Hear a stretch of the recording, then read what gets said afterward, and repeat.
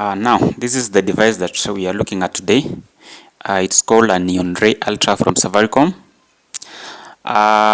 This device only comes with one variant. The variant with 2 GB of RAM and 32 GB of storage. It also comes with only two colors, gray and black. Now, from this device, there's somewhere that is written Mdogo Mdogo.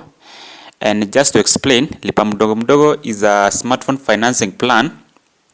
It's a smartphone financing plan that enables customers to acquire phones with a reasonable initial deposit and a flexible payment plan that spans up to 52 weeks.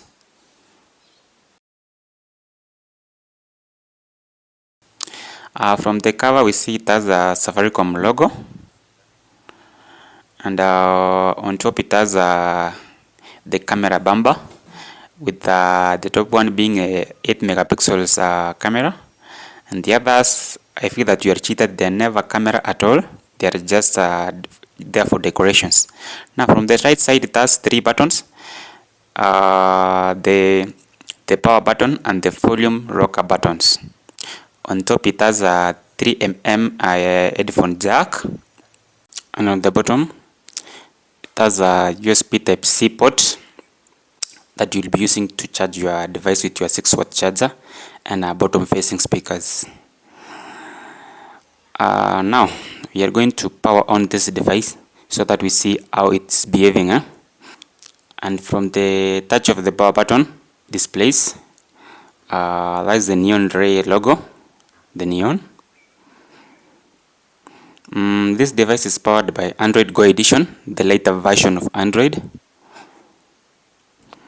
And as you see, this device is taking a bit longer to boot, probably 1 minute and more. Like it is not even close to other devices at this price segment.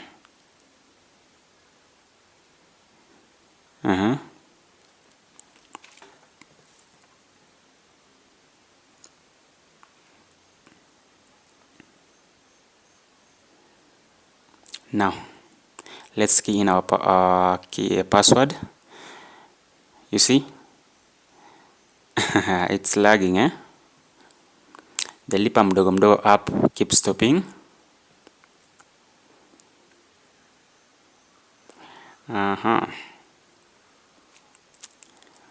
That's the menu. Let's go to the settings so that we see the Android version of this device.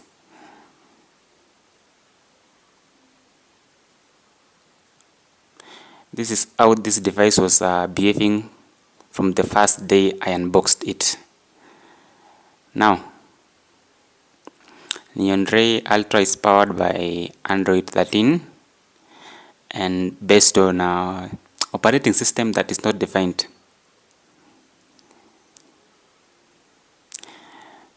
I can assure you that this is one of the ugliest operating system I've ever seen in smartphones. You see? It has a few specs, few features. Now, we're going to look at the pros and cons of using this device. One thing to note is that this device comes with 4G LTE network. That's one good thing with it. At least it will be sufficient for your daily browsing. Now, we're going to look at the cons. And one thing with this device is that from the first day I unboxed it, it was lagging. It has a lot of lags, and therefore it's not good for gaming. Also, another thing to note is that it has an unstable network. Sometimes the 4G network varies, and it reaches a point where it's not usable. Another thing to note is that this device misbehaves a lot. While you're trying to switch on and off the data and even Bluetooth, when you switch it on, it automatically switches without stabilizing. And also, another thing to note is that this device Whenever you are being called, whenever you receive a call, it delays in displaying the caller ID.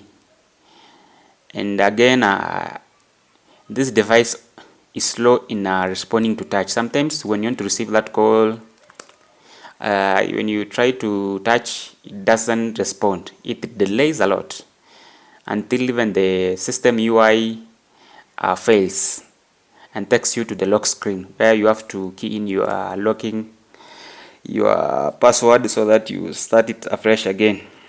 Now we are going to look at the most interesting part of this device, and that is the camera test. And one thing to note with this device is that it has a poor autofocus whereby it varies, and it only works well on a good amount of light. That is when you are going to get good pictures. Just to talk about videography, is that this device takes poor videos, and if your camera enthusiast is there, therefore this phone is not meant for you. There are better options out there, just like Itel, Tecno, and Infinix. Those are one of the budget devices, and they will serve you. Now that's it.